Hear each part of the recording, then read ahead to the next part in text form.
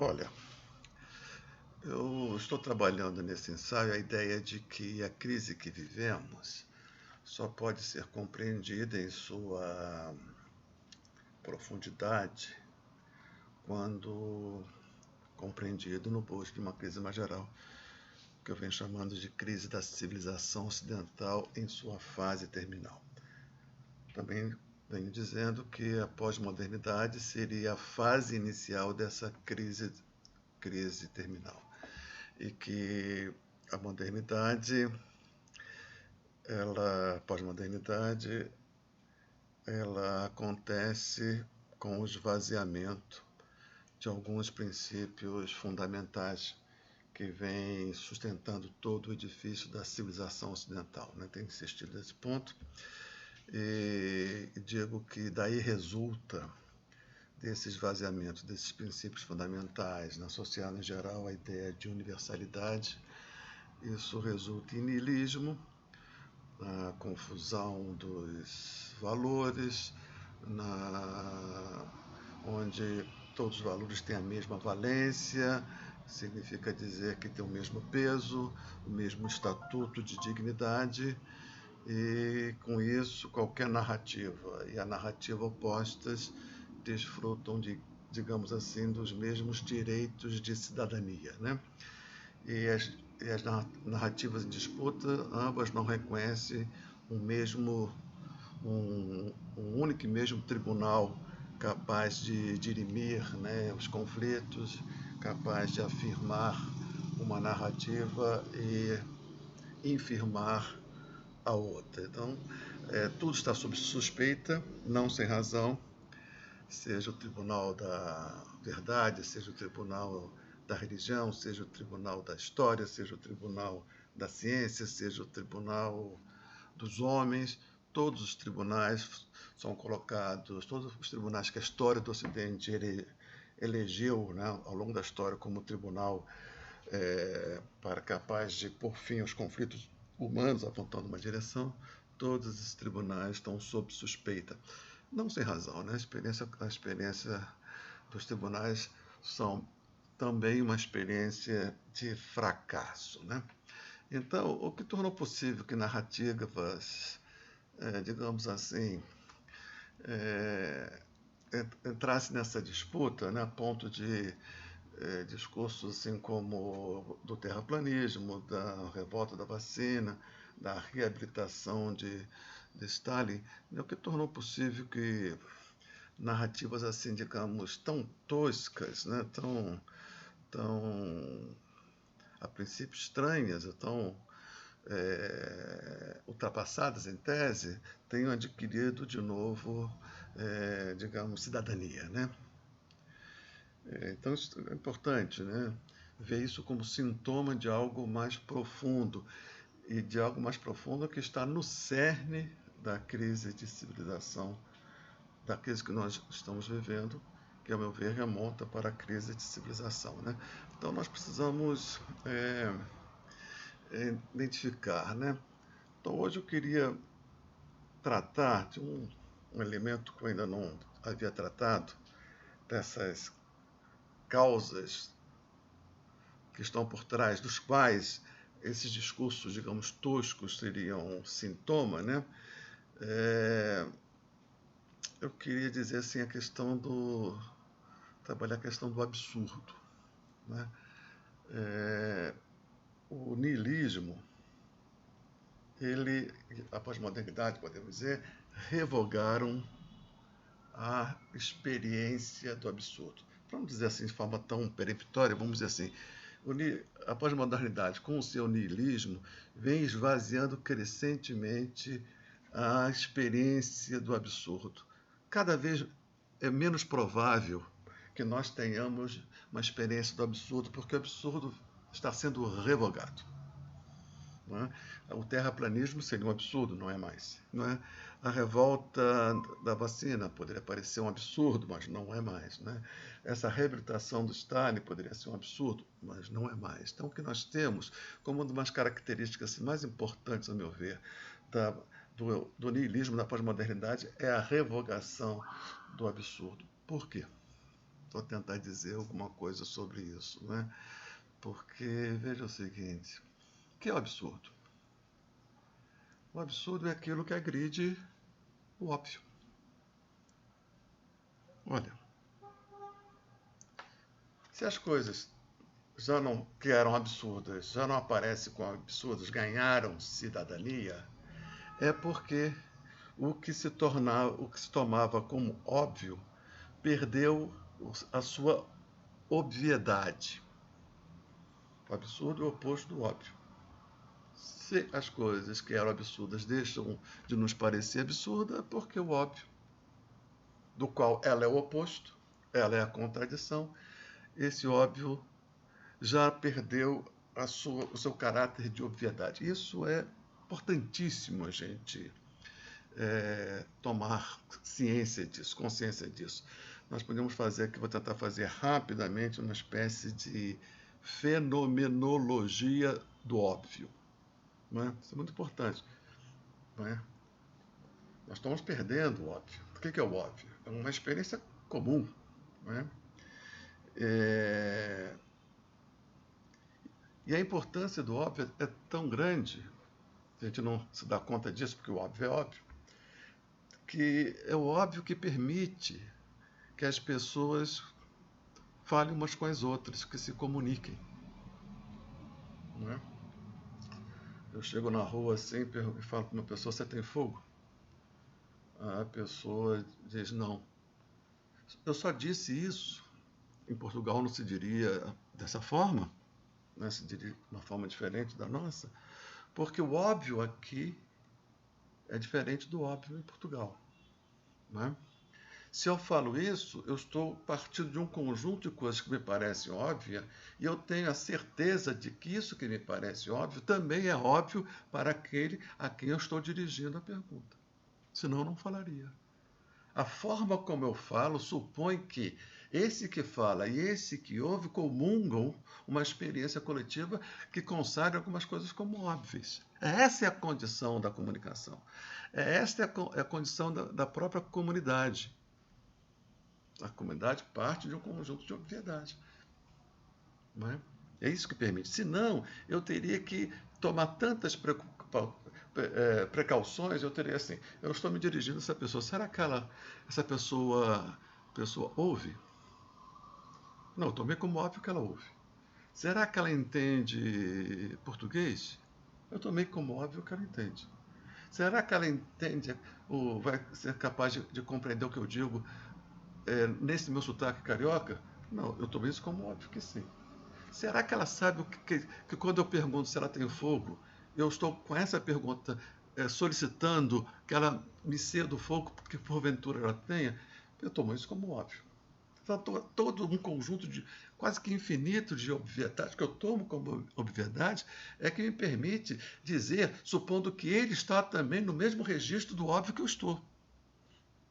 Não? Daí vem a importância disso que se toma como óbvio. Né? Que é uma experiência comum que permite a fala, porque se nada fosse tomado como óbvio, nada seria possível de ser dito. Então veja só como a experiência da pós-modernidade é uma experiência de novo tipo muito radical. Porque se nada mais é absurdo, isso está testemunhando porque também nada mais é óbvio. Se nada mais é óbvio, como é possível uma comunidade? Nós nos refugiamos nas bolhas. Então, a vida restrita cada vez mais às bolhas significa dizer que o âmbito de alcance do que se tomava como óbvio foi cada vez diminuindo. Hoje o óbvio não é mais social. Óbvio é um óbvio da bolha. Portanto, o absurdo tornado banal testemunha a falta de obviedade em relação às coisas. E quando por ausência de óbvio. E na ausência de óbvio, que é uma experiência típica do niilismo, nós nos refugiamos. Nos refugiamos na bolha. Né? Então, veja, o óbvio é uma construção social. E por ser uma construção social, ele está sujeito às intempéries do tempo. Mas a impressão que nós temos, inconsciente ou pré-consciente, é de que O óbvio sempre foi isso, é isso aí, por ser óbvio, né? Não, mas é uma construção social. Se a gente pegar assim, o que as sociedades primitivas tomavam por óbvio, o que a Grécia mitológica tomava por óbvio, o que a cristandade na Idade Média tomava por óbvio, o que se tomava por óbvio na alta modernidade, são coisas distintas, né? Portanto, o óbvio tem uma história, que certamente testemunha a história do ser, né? Esse ser metafísico que se supôs estar fora da história, fora da ação arruinadora do tempo, e também um óbvio, por ser óbvio, estaria fora da ação do tempo, mostrou-se que não. Se tudo que é sólido mancha no ar, inclusive o óbvio. Então, nós estamos nessa experiência de crise, né? Que também, podemos dizer, que é a crise do óbvio, por nada mais ser óbvio, e por nada mais ser óbvio, nada mais é absurdo. O que significa uma espécie de um jogo zerado. Porque o jogo zerado em relação às conquistas de civilização, porque muitas das conquistas, ou quase todas as conquistas de civilização do Ocidente, elas se cristalizavam, elas se sedimentavam, tornando, de certa maneira, algumas questões como óbvias, né? Quer dizer, vamos dizer assim, que o sucesso de uma civilização é quando seus preceitos mais superiores se depositam, se cristalizam no que se toma como óbvio, tornando-se óbvio. Então, não podemos dizer que que a luta das forças progressistas, no sentido do avanço das conquistas de civilização, em última instância, torná-las óbvio, fazer com que elas sejam incorporadas pelo patrimônio comum e tornem-se óbvias, a ponto de não precisar nem ser questionada, ser militada mais a favor delas, porque elas se tornaram, se acalmaram, se sedimentaram na camada do óbvio.